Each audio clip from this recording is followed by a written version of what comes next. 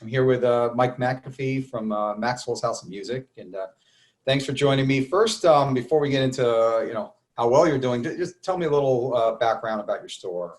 Give some information. Okay, so our store started out originally as a satellite school location for Mom's Music, which was based out of Louisville.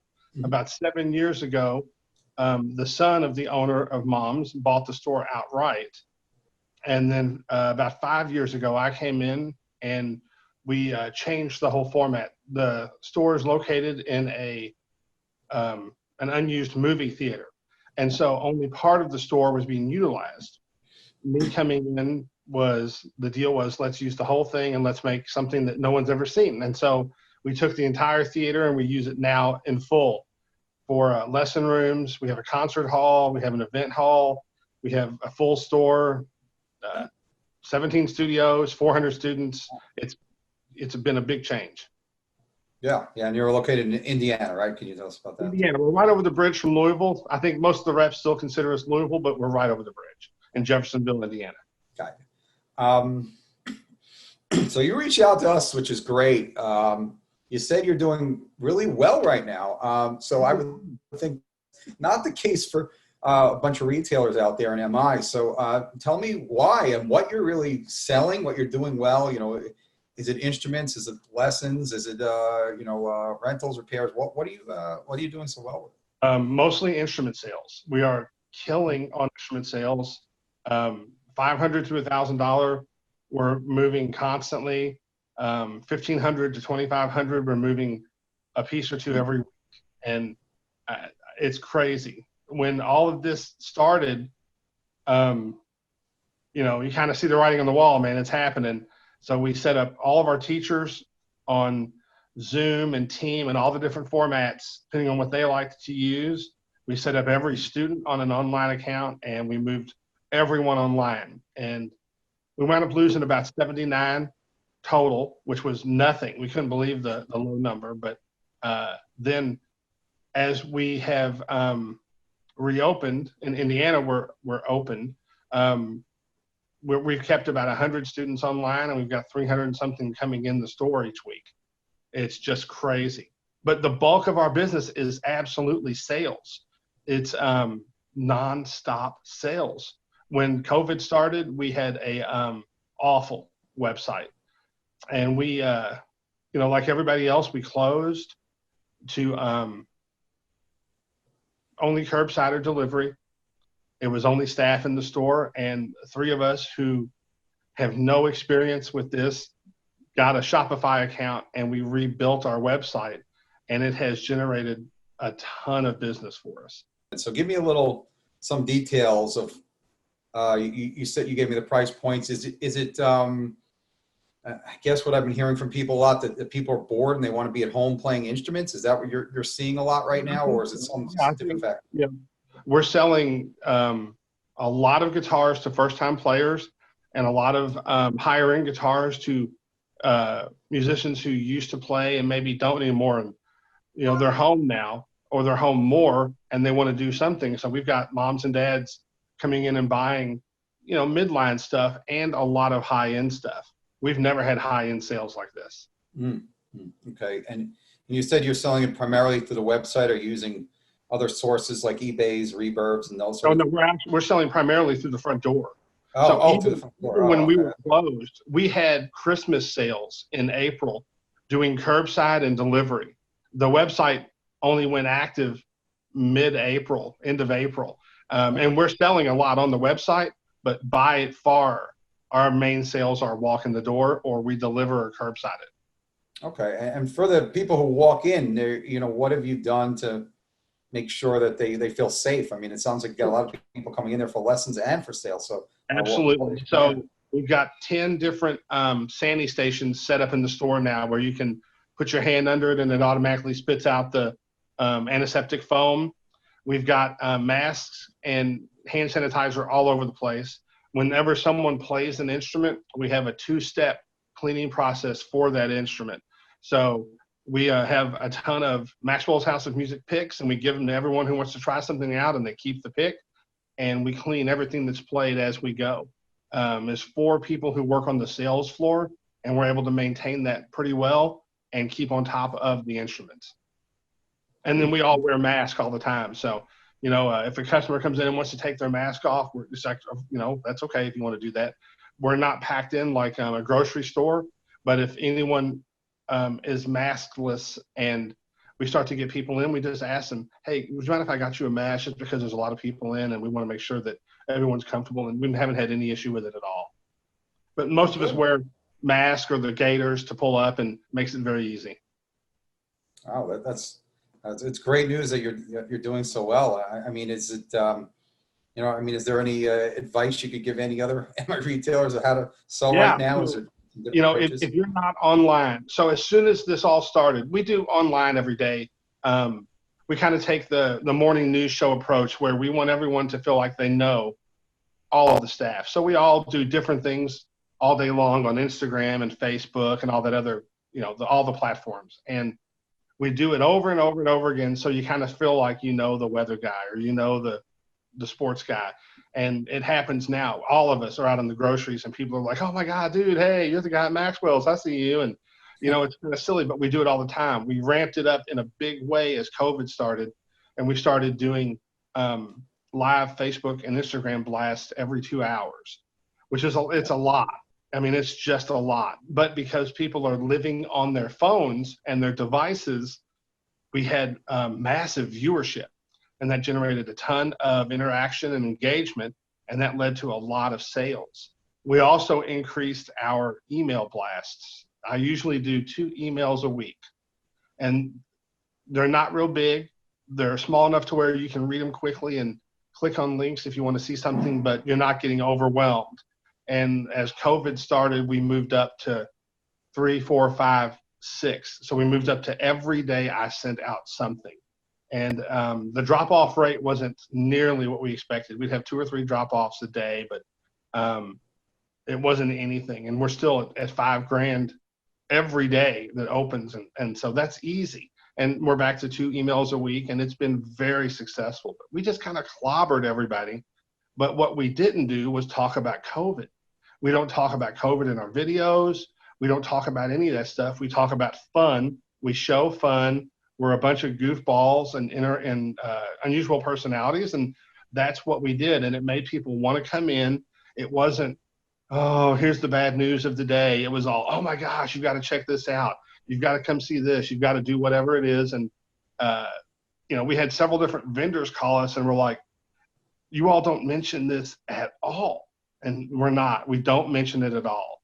It's business as usual. It's all about the fun. The end result is you're going to have a blast with whatever you buy from us. And we've continued that. And most of the stores around us, they're hurting. Some of them have stopped talking about COVID. A lot of them are our friends, and we're like, dude, get online, do your thing. Every day I do something called Gear 30, and I've been doing it for a couple of years. And at 1:30 we get on, and I'm stupid for 3 or 4 minutes, and I have a deal of the day. And some of our stores, some other stores in the town have started it. A place I worked for 25 years in Florence has now started doing it. And it's like, that's great. Give your people a reason to watch every day, to get notified that there's something. And and the Gear 30 deals, we sell 3 or 4 a week. It's ridiculous, the success rate, because people are just watching it. And that's all I can tell everybody is we really upped our engagement in a big way. And that has been unbelievable. Right when COVID hit, we had bought a second store. And we had the plan laid out, and we were going to, in fact, we bought the previous owners. We bought Mom's. And, for a long time, Mom's hasn't been the big guns in our city, but they really should be. And we had a plan going in, and we bought it, and then COVID hit, and we were like, how do we do this? And it was a little different because the laws were different in Kentucky than they were in Indiana. So we had 2 things to think about and 2 ways to do things. And as they opened a little later than us, they're now doing the same thing. They're hammering social media. They're hammering cold calls. They're doing it, and they're selling a ton. And it's literally, the number of churches and schools and funeral homes I called from March until July was astronomical. And the money it generated has been incredible. And I'm calling half the people now because we're fully open and we're doing just as much business from word of mouth. And it's just, if you don't try, you're not going to do it. And so you got to try, you got to think differently. And we just thought, who can we call? How can we do it that makes people only think about us? And it has worked very well. We're not geniuses. We are musicians. So this has all been being a musician. It's all been selling yourself and having enthusiasm and talking about fun and having fun. And that people are just dying for fun. And that has been more effective than anything. Wow. Wow. Well, congratulations. I mean, that does sound great. You know, it's a great story for our industry, and I'm really glad to hear that. It's just, you know, it really brightens my day. You know, when I hear that some of our readers are doing well. I mean, certainly this environment. I should ask you though about as far as the, you know, the areas that may have declined. That would be gigging musicians. So I'm sure you're probably seeing, you know, some drop off there. And I don't know if you have a specific school business, but that, you know, obviously could be of some concern. You know, so are those areas? It sounds like you've picked them up though in other places though. But you've seen. I mean, the reality, we knew everything was going to close and nothing's going to reopen. And when they did reopen them, they began closing pretty quickly again. You know, the gigging musicians are getting clobbered. So we have 2 different rooms in our facility where we do shows, and we've had people come in and do live streams and do web events. We're offering it to bands who want to do that. We're not charging. We usually charge for these rooms, and we're not. We're saying, get on here and do your show. We do a monthly show here that's free, that's usually audience in, and you know, you have a couple hundred people in it every month, and we're doing them virtual now, and it's been incredible. And you know, all you can do is think about, what can I exploit that works, not what can I fix that I have no control over. I can't control a virus, and I can't control our local government, and I can't control how a band gets a gig, but I can say, we've got a PA and lights and all the gear and 3 cameras set up in both of these rooms. Why don't you do a web show?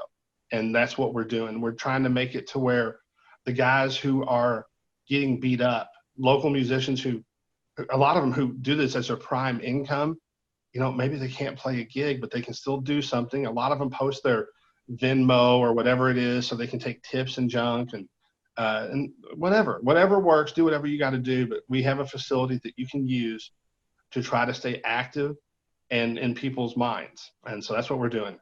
But, you know, those sales have stopped.